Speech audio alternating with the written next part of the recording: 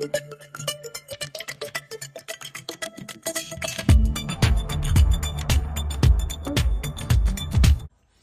again. I am answering a request in the comments. Somebody asked to see my own solar setup, what I have, how it works, and how it's offsetting my electricity usage.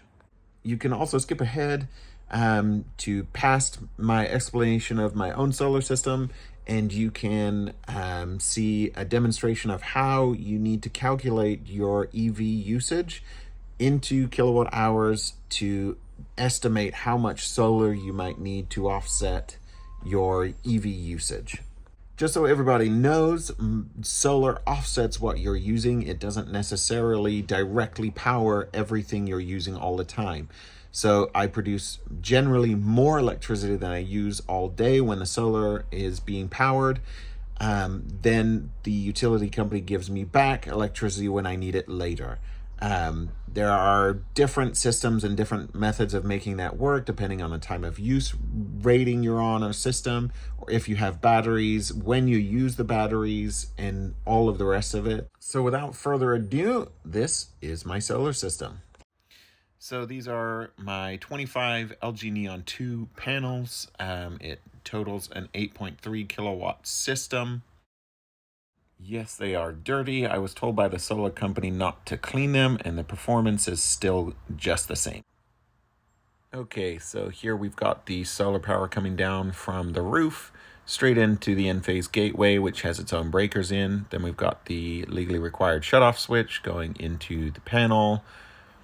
Then this is my main panel, and I have 250 amp breakers in here powering EVSE chargers, or the NEMA 1450 outlets over here. I've got one conduit that's oversized because I have 6 gauge wire going through it, plus a 115 outlet, so that I can run a bigger wall charger at a later time if I want to. That's trenched over this way. So this is the other NEMA 1450 on the other side of my carport that's plugged in right here. So I can charge my Nissan Leaf with that, or the Rivian. It reaches the Rivian over here. Then I've got my Mach-E charger that can reach the whole side, front or back, of this side of the carport as well. Okay, so this is the Enphase app. This is kind of the homepage. You can see latest peak power, all of that kind of stuff that we're going through. Today, we've made 6.7 kilowatt hours so far. Is significantly more than this time yesterday. It was even more cloudy yesterday, so that's why weather does affect it. But even my lowest day, production-wise this month, we can go over and see.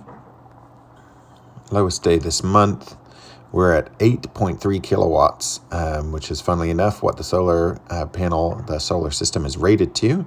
So that's our minimum. Our maximum day this month was 29.5. And then here we can go over to see the entire year so far. Our house uses about 200, in the low 200s, 220 kilowatt hours a month. So in January, we produced 653. That was our lowest, all the way up to our highest month of June.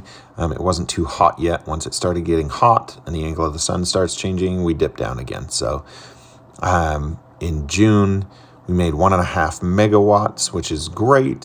Okay, so this was my last 15 minutes efficiency in miles per kilowatt hour. Or you can go into the menus of your own vehicle and see what your lifetime average is, or you can just Google it and see what kind of consumption you can expect from the vehicles you're looking at. Then you're going to divide your annual mileage by estimated consumption to get total kilowatt hour use. So that 4705.882 is your total annual kilowatt hour consumption. That's the number you're going to use to shop around. So once you've got that number, you're going to shop it around to different solar companies and make sure that's covered.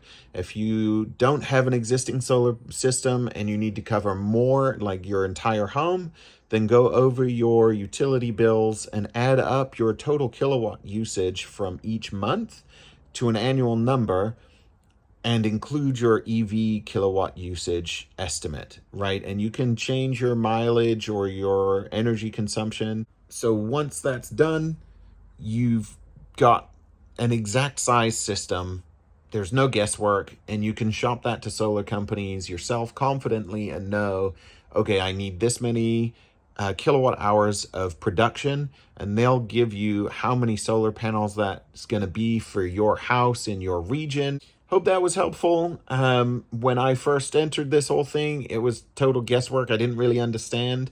So this kind of video would have been helpful. I hope it helps somebody else out there, and good luck for all those who are looking for solar systems and jumping into EVs.